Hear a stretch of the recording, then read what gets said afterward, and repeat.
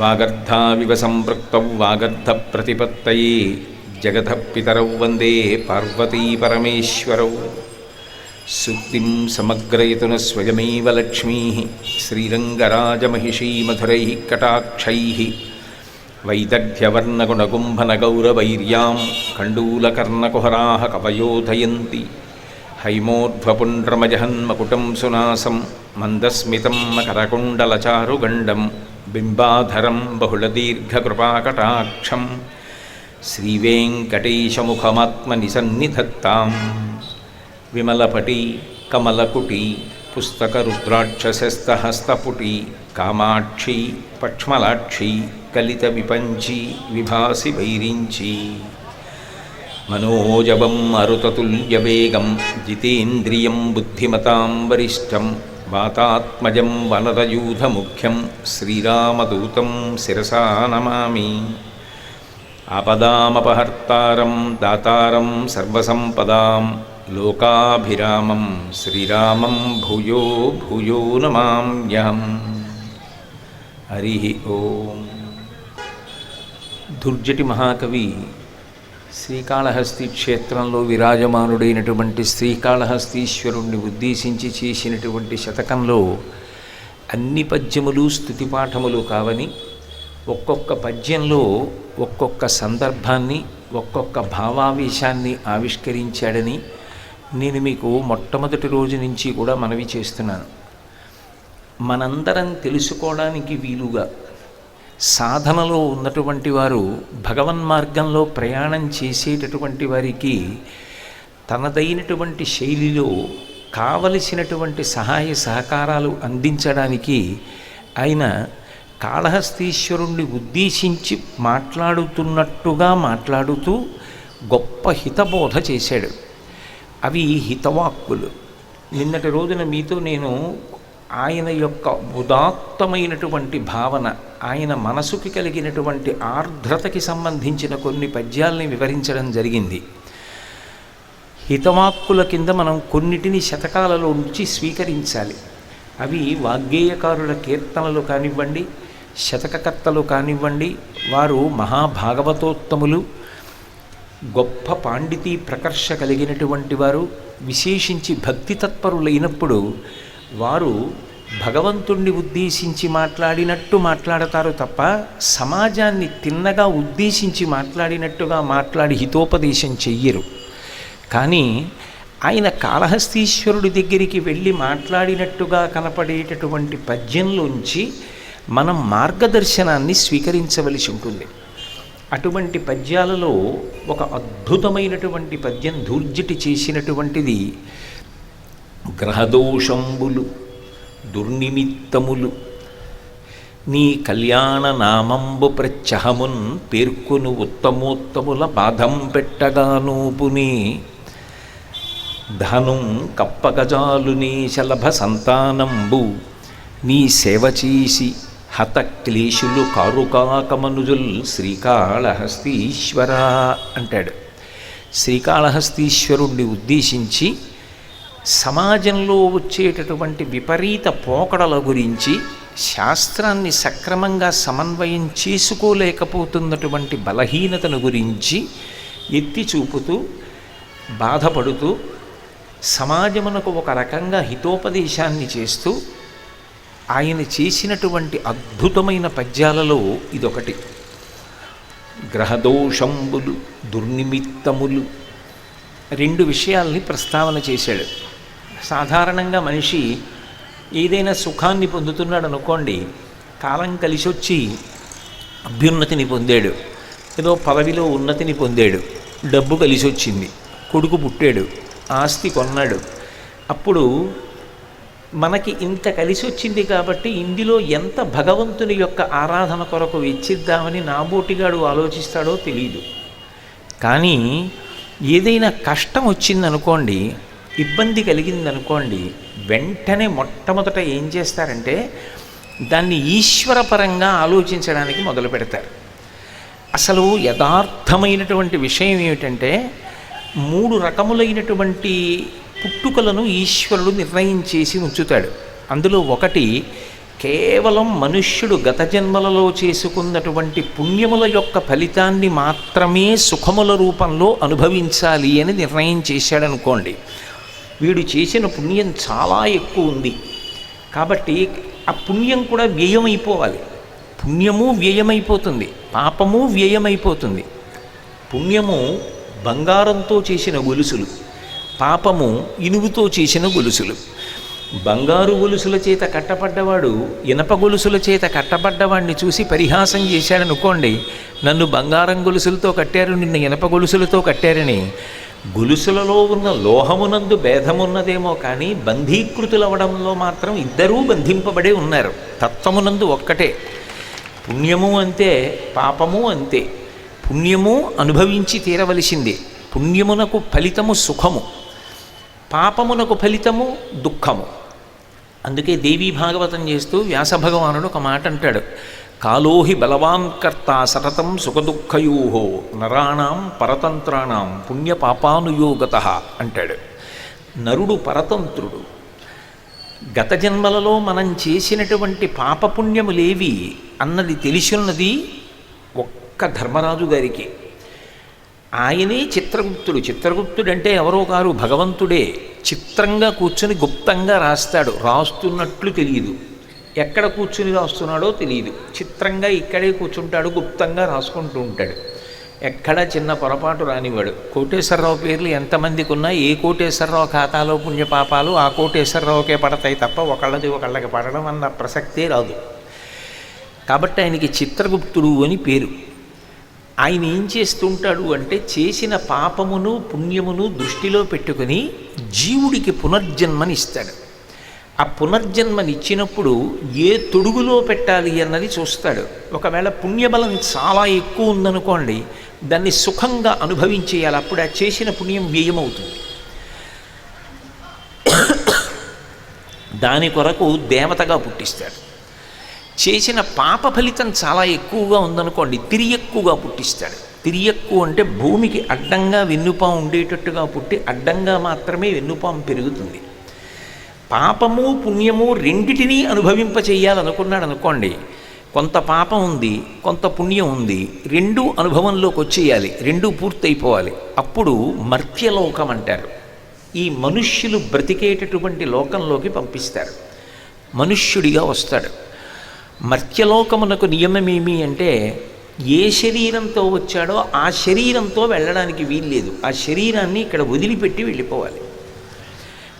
రెండు, పాపమునకు ఫలితంగా దుఃఖాన్ని అనుభవించాలి, పుణ్యానికి ఫలితంగా సుఖాన్ని అనుభవించాలి. సుఖదుఖములు రెండూ అనుభవించవలసిందే తప్ప నేను కేవలం సుఖం మాత్రమే అనుభవించాలనుకుంటున్నాను అంటే అది సాధ్యమయ్యే విషయం కాదు. ఎక్కడో అక్కడ దుఃఖ స్పర్శ ఉంటుంది, కేవలము దుఃఖం ఉండదు. ఎంత దుఃఖపడేవాడికి కూడా ఎక్కడో అక్కడ సుఖస్పర్శ ఉంటుంది. సీతమ్మ రామాయణం సుందరకాండలో మాట్లాడుతూ ఒక మాట అంటుంది, కళ్యాణీ బతగాదీయం లౌకికీ ప్రతిభాతిమ ఈతి జీవంతి మానందో నరం వర్ష శతాదపి అంటుంది. 100 సంవత్సరముల ఆయుర్దాయాన్ని పూర్తి చేసుకునేటటువంటి వాడు 99 సంవత్సరముల 364 రోజుల 23 గంటల 59 నిమిషముల పాటు దుఃఖపడ్డా కనీసం చిట్ట చివరి 1 నిమిషమైనా సుఖపడవలసింది.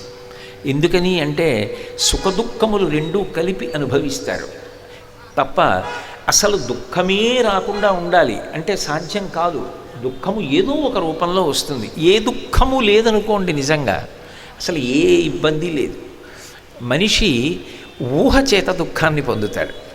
ఒకవేళ నాకేదో అనారోగ్యం వస్తే, ఒకవేళ నాకేమైనా అయిపోతే, ఒకవేళ నాకు రావలసిన డబ్బు రాకపోతే, దీని మీద చాలా పన్ను విధించి నేను కట్టవలసి వస్తే, రహదారి విస్తరణలో నేను కట్టుకున్న భవనం పోతే, ఇలా అక్కర్లేని ఊహలు మానసికంగా బాధపడతాడు. ఏదో ఒక బాధ, ఏ బాధ లేకుండా నిజానికి భగవంతుడు ఇచ్చినా ఆయన ఉండలేడు. మనిషి ఏదో ఒకటి సృజించుకుంటాడు. నిజంగా కష్టాలు కూడా వస్తూ ఉంటాయి. కష్టాలు వచ్చినప్పుడు ఎవరిని అడుగుతారు? భగవంతుణ్ణే అడుగుతారు తప్పించమని. ఎందుకు అడగాలి భగవంతుణ్ణి అంటే మీరు ఒక్కటి బాగా జ్ఞాపకం పెట్టుకోండి. సనాతన ధర్మమునందు అత్యంత గంభీరమైన సిద్ధాంతం ఏమిటంటే చేసిన పాపమునకు కదా దుఃఖాన్ని ఇస్తాడు భగవంతుడని నేను చెప్తున్నాను. అందుకే విష్ణు సహస్రనామ స్తోత్రంలో విష్ణువుని గూర్చి ఒక నామం ఉంటుంది, భయనాశన. భయపెట్టేవాడెవరు అంటే భగవంతుడే, భయాన్ని పోగొట్టేవాడెవరు అంటే భగవంతుడే. చేసిన పాపమునకు ఫలితాన్ని ఇచ్చినప్పుడు భయం కలుగుతుంది. మళ్ళీ ఆ భయాన్ని పోగొట్టేవాడెవరు? భగవంతుడే. ఒకవేళ ఏమండి చేసిన పాపం ఉంది కదా, మరి ఆ పాపానికి ఫలితంగా దుఃఖం అనుభవించాలి కదా, అది తీయడం సాధ్యం కాదండి, ఇంకా మీరు అనుభవించి తీరవలసిందే అన్నారు అనుకోండి. అప్పుడు చేసిన కర్మ గొప్పదా, ఈశ్వరుడు గొప్పవాడా? కర్మే గొప్పదే. నేను ఏ పని చేశానో ఆ పని యొక్క ఫలితాన్ని నేను అనుభవించాలి. దాన్ని తీయగలిగిన శక్తి ఈశ్వరుడికి కూడా లేనప్పుడు ఆయన అసలు ఈశ్వరుడు ఎందుకు అవుతాడు? కాదు. ఎందుకు భగవంతుణ్ణి ఆరాధన చేస్తారు అంటే, చేసిన పాపముల యొక్క ఫలితము వస్తున్నా దాన్ని రెండు కింద మార్చగలిగినటువంటి శక్తి భగవంతుడికి ఉంటుంది. ఒకటి, దాన్ని రద్దు చేయగలడు. మనం ఎన్నుకున్నటువంటి ప్రభుత్వంలోనే ప్రభుత్వాధినేతకి పడిన ఉరిశిక్షని రద్దు చేసే అధికారం ఉంటే, చేసిన పాపాల్ని రద్దు చేసే అధికారం పరమేశ్వరుడికి ఉండడు అనడం ఎంత హాస్యాస్పదం. కాబట్టి చేసిన పాపమును రద్దు చేయగలడు. లేదా పాపమునకు అనుభవించవలసినటువంటి ఫలితాన్ని బహు తక్కువకి తీసుకురాగలడు. పాము కరవవలసిన వాడిని చీమతో కరిపించి ఆపాటి విషం ఎక్కింది అని అక్కడతో ఆ పాపానికి ఫలితాన్ని పోగొట్టగలడు.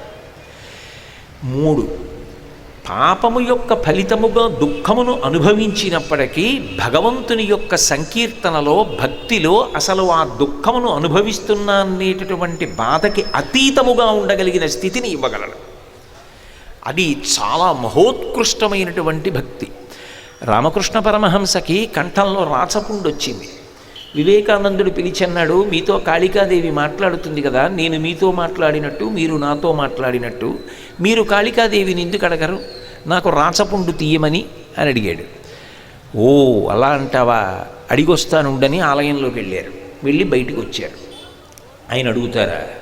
బయటికి వస్తే వివేకానందుడు అడిగారా అని అడిగాడు. అడిగాను. ఏమందమ్మన్నారు.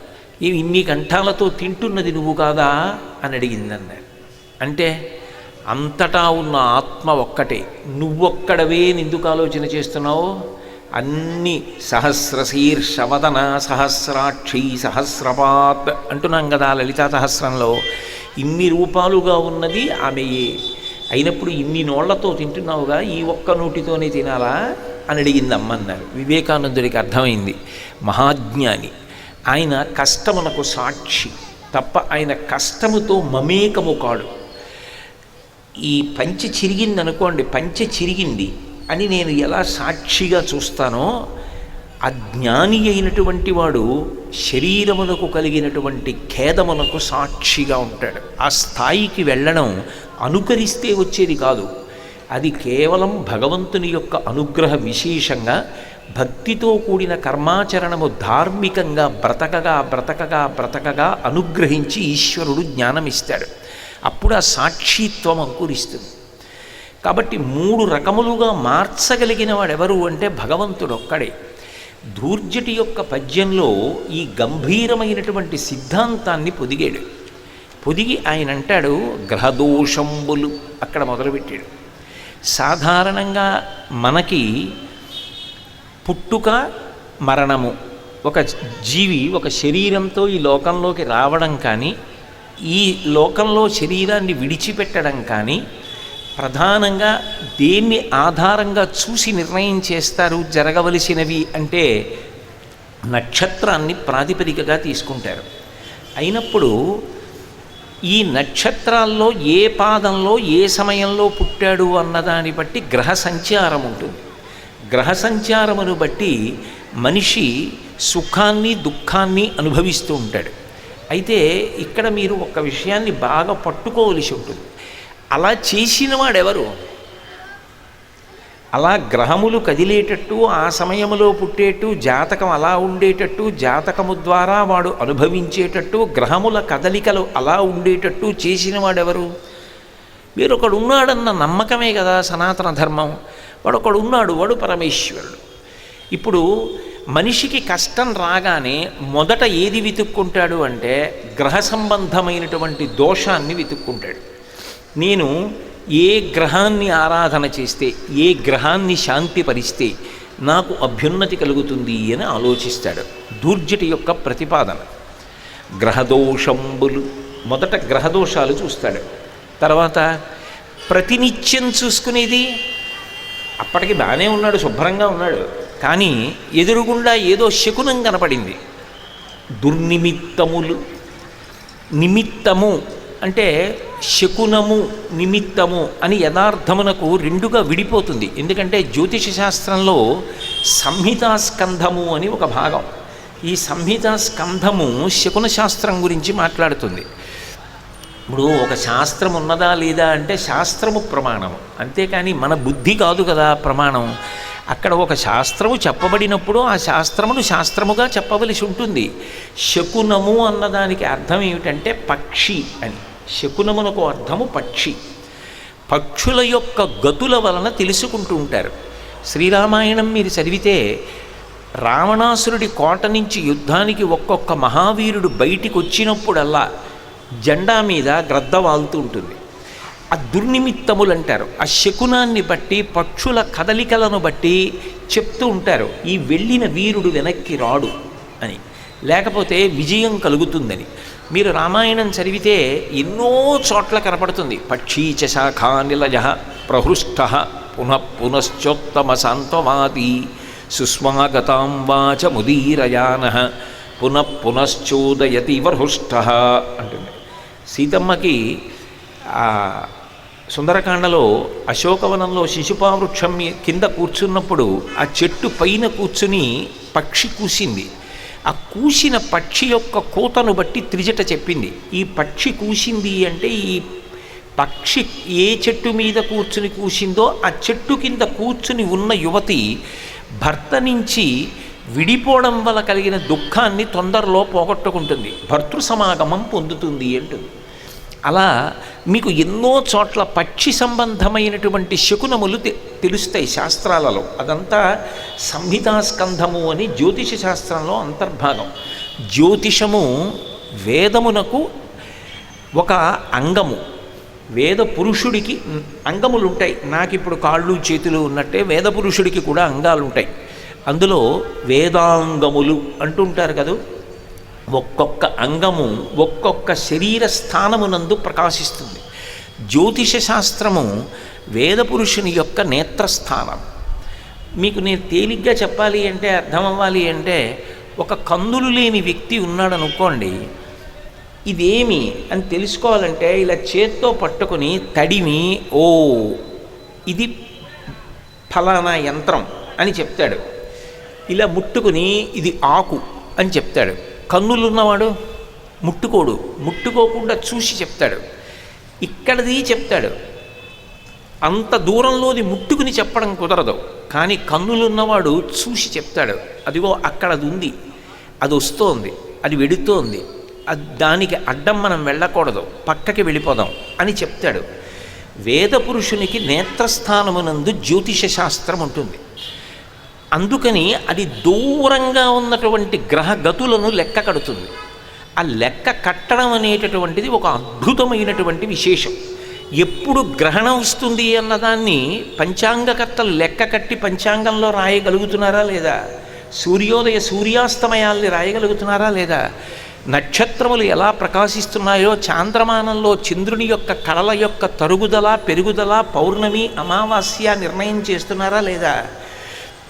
ఆ కాల గతిని లెక్క కడతారు. ఆ లెక్క కట్టడం దూరంగా జరగబోయేదాన్ని చూసి లెక్క కడతారు. కాబట్టి వేద పురుషుని యొక్క నేత్రస్థానమునందు జ్యోతిషం ఉంటుంది. ఆ జ్యోతిషమునందు గ్రహ సంచారముతో పాటుగా ఈ శకునములు అంటే పక్షుల యొక్క కదలికల వలన తెలుసుకునేటటువంటి శాస్త్రము సంహితాస్కంధమునందు అంతర్భాగం. అది మీరు రామాయణం, భారతం, భాగవతం ఇలాంటివి చదివినప్పుడు కనపడుతుంది. అందులో శ్రీరామాయణం మీరు ధర్మశాస్త్రం అంటే ధర్మశాస్త్రం, అర్థశాస్త్రం అంటే అర్థశాస్త్రం, రాజనీతి శాస్త్రం అంటే రాజనీతి శాస్త్రం, శకున శాస్త్రం అంటే శకున శాస్త్రం, జ్యోతిష శాస్త్రం అంటే జ్యోతిష శాస్త్రం, నీతి శాస్త్రం అంటే నీతి శాస్త్రం, ధర్మశాస్త్రం అంటే ధర్మశాస్త్రం. రామాయణాన్ని మీరు ఏ కళ్ళజోడు పెట్టుకు చదివితే మీకు అలా కనపడుతుంది. అది వాల్మీకి మహర్షి గొప్పతనం, మన దేశం యొక్క గొప్పతనం, మన వారసత్వ సంపద. అటువంటి గ్రంథానికి మనం వారసులవ్వడం. అంత గొప్ప గ్రంథం రామాయణం, ఆదికావ్యం. అటువంటి శ్రీరామాయణంలో మీకు ఈ శకునములు అనేక చోట్ల కనపడతాయి. శకునము పక్షి సంబంధము. అసలు అమరకోశాది గ్రంథములను పరిశీలనం చేస్తే శకునము అంటే పక్షి అని ఉంటుంది అర్థం. నిమిత్తము అని ఒకటి ఉంటుంది. భగవద్గీతలో మొట్టమొదటి అధ్యాయంలో 33వ శ్లోకంలో అర్జునుడు ఒక మాట అంటాడు. 33, 31 శ్లోకంలో అర్జునుడు కృష్ణ భగవానుడితో మాట్లాడుతూ ఒక మాట అంటాడు. ఓ కేశవ, చూసావా, దుర్నిమిత్తాన్ని పశ్యామి అంటాడు. నాకు అనేకమైనటువంటి దుర్నిమిత్తములు కనపడుతున్నాయి అంటాడు. దుర్నిమిత్తములు అంటే గుర్తులు అని. కొన్ని గుర్తులను శాస్త్రము పట్టుకుని ఈ గుర్తుల వలన తెలుసుకోవచ్చు అని చెప్పింది. అది అంగీకరించడం అంగీకరించకపోవడం వేరు విషయం. కానీ ఒక శాస్త్రం ఉన్నది, అది భారతదేశమునందు గౌరవింపబడినది అన్నది నిస్సందేహం. ఒక వైద్యుడు ఒక శస్త్రచికిత్స సరిగ్గా చేయలేకపోయాడు అనుకోండి, వైద్య శాస్త్రంది తప్పు కాదు, ఒక వైద్యుడు విఫలమయ్యాడు అనాలి. అంతేకాని ఒక వైద్యుడు విఫలమయ్యాడు కాబట్టి నేను ఏ వైద్యుడి దగ్గరికి వెళ్ళి వైద్యం చేయించుకోవాలని వైద్య శాస్త్రమే తప్పని మీరు సాహసంగా అనగలరా? ఒక జ్యోతిష్కుడు తప్పు చెప్పి ఉండవచ్చు, అంత మాత్రము చేత శాస్త్రమే లేదనడం సాహసం అవుతుంది. ఎందుకని అంటే వేదానికి అంగములలో జ్యోతిష శాస్త్రము నేత్రస్థానమునందు నిలబడి ఉన్నది. కాబట్టి ధూర్జటి యొక్క ప్రతిపాదన సారభూతమైన ప్రతిపాదన చేస్తున్నాడు ఆయన సమస్త శాస్త్రములను చదివినటువంటి వాడు.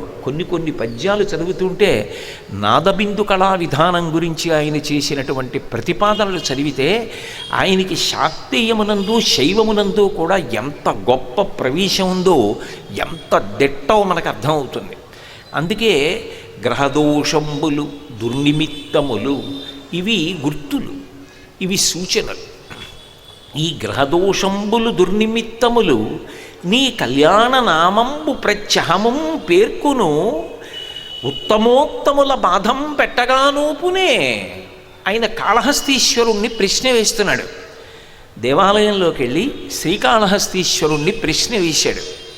ఈశ్వర, గ్రహదోషం ఉందనుకో, ఒకవేళ ఏదో దుర్నిమిత్తం ఉందనుకో, ఏదో ఒక గుర్తు కనపడింది, ఏదో ఒక పక్షి యొక్క కదలిక చేత ఏదో అశుభం జరుగుతుంది అని తెలిసింది. అయితే ఇవి ప్రత్యహము నీ నామంబు పేర్కొను. ప్రతిరోజు నీ నామాన్ని పట్టుకున్నవాడే ఎవరుంటాడో, ప్రతిరోజు నీ నామములను భక్తితో పలికేటటువంటి వాడు ఎవరు ఉంటాడో వాడిని బాధం పెట్టగానోపునే. అవి బాధ పెట్టగలవా? సాధ్యమా? అని పక్కన ఉపమానం తీసుకొచ్చాడు. ఆయన అన్నాడు, దహనం కప్పగజాలుని శలభ సంతానంబు. సూర్యుణ్ణి దీపపు పురుగులు వెళ్ళి అడ్డుకుని ఆయన కాంతి రాకుండా ఆపగలవా? ఆపలేవు. నీ సేవం చేసి హతక్లేశులు కారుకాక మనుజులు శ్రీకాళహస్తీశ్వర. నువ్వు కదా ప్రధానం. నీ సేవ చేసి అసలు వచ్చేటటువంటి క్లేశాన్ని ఎందుకు తొలగించుకోవట్లేదు ఈ మనుషులు అని శ్రీకాళహస్తీశ్వరుణ్ణి ధూర్జటి ప్రశ్న వేశాడు. అంటే దాని అర్థం ఏమిటంటే ఆయన ప్రధానంగా భగవంతుని యొక్క నామమును పట్టుకోవలసినటువంటి ఆవశ్యకతని చెప్పాడు. ఎందుకని అంటే అన్నిటికన్నా అత్యంత తేలికైనటువంటి విషయం లోకంలో ఏది అంటే భగవంతుని యొక్క నామాన్ని పట్టుకోవడం. అయితే ఇక్కడ మీరు ఒక్క విషయాన్ని బాగా తెలుసుకోవలసి ఉంటుంది. నామమును పలుకుట అనేటటువంటిది మాట ద్వారా కదా జరుగుతుంది.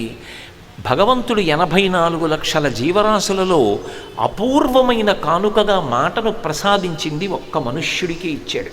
కానీ మాటకి ఒక గొప్ప ఇబ్బంది ఉంది, ఒక సమస్య ఉంది. ఏమిటి అంటే దానంత తేలికగా భోగం, దానంత తేలికగా సుఖాన్నిచ్చేటటువంటి సాధనం లోకంలో ఇంకోటి లేదు. ఏ పని లేదనుకోండి, ఎవరో ఆయన ఏదో చక్కటి గ్రంథం చదువుకుంటాడు, లేకపోతే భగవన్నామని చెప్పుకుంటాడు, లేకపోతే ధ్యానం చేసుకుంటాడు. ఆయన దగ్గరికి వెళ్ళడం, వెళ్ళి మీతో ఒక 5 నిమిషాలు మాట్లాడాలి, మీతో ఒక 10 నిమిషాలు మాట్లాడాలి. ఏమిటి మాట్లాడతావు? ఎందుకు ఆయన సమయాన్ని తినేయడం?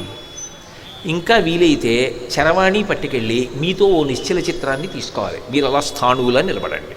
ఎందుకది? ఏం చేస్తావు? అస్తమానం ఎందుకు సాధన చేసుకునేవాడి సమయాన్ని తినేయడం ఎందుకు అసలు? పోనీ ఆయన సమయం ఆయనకు ఉండనివ్వాలి. అంటే మాట్లాడడం సరదా లేదు, ప్రయోజనం లేకపోయినా సరే తేలికగా కాలాన్ని గడపడానికి సాధనంగా నాబోటిగాడు స్వీకరించేది ఏమిటి అంటే ఎవరో ఒకరితోటి ఏదో ఒకటి మాట్లాడుతుంటాడు. ఆ మాట మీద అదుపు తప్పిందనుకోండి, వీరు సాధు పురుషులా అసాధు పురుషులా, వారి గురించి అలా మాట్లాడచ్చా మాట్లాడకూడదా అన్నది లేకుండా వెళ్ళిపోతుంది. అదే మీరు ఒక మహాత్ముడి గురించి మంచి మాటలు మాట్లాడుకుంటూ కార్యాన్ని నడిపించారనుకోండి, కాలాన్ని గడిపారనుకోండి, అది అదృష్టమే. ఎందుకంటే కాలాన్ని సద్వినియోగం చేసుకున్నారు. కానీ అలా కాకుండా కాలాన్ని దుర్వినియోగం చేసుకోవడము అన్న మాటకు అర్థం ఏమిటంటే, నోరు ఉంది మాట ఉంది కాబట్టి అస్తమానం అదే పనిగా ఏదో ఒకటి, దానికి తగిన ప్రయోజనం ఉండనివ్వండి ఉండకపోనివ్వండి, ఏదో ఒకటి ఎవరి మీద ఏదో మాట్లాడుతూ ఉండడం, దాని ద్వారా ఏమిటంటే మనసుకి ఒక చౌకబారు సంతోషాన్ని పొందుతూ ఉండడం. ఇప్పుడు మాట వలన పాపం వస్తుంది, మాటని సక్రమంగా వాడగలిగితే పుణ్యం వస్తుంది. అందుకే మాట 2 అంచులు పదును కలిగినటువంటి కత్తి.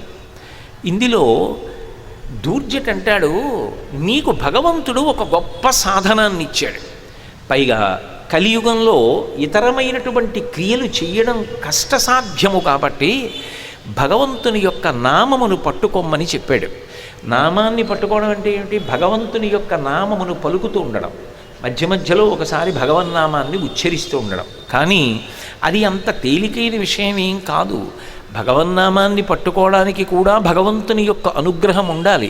లేకపోతే మధ్య మధ్యలో భగవంతుని యొక్క నామాన్ని పలకడం, ఓ పద్యాన్ని చదువుకోవడం, పద్యం గురించి ఆనందపడిపోతూ ఉండడం అంత తేలికైన విషయం కాదు.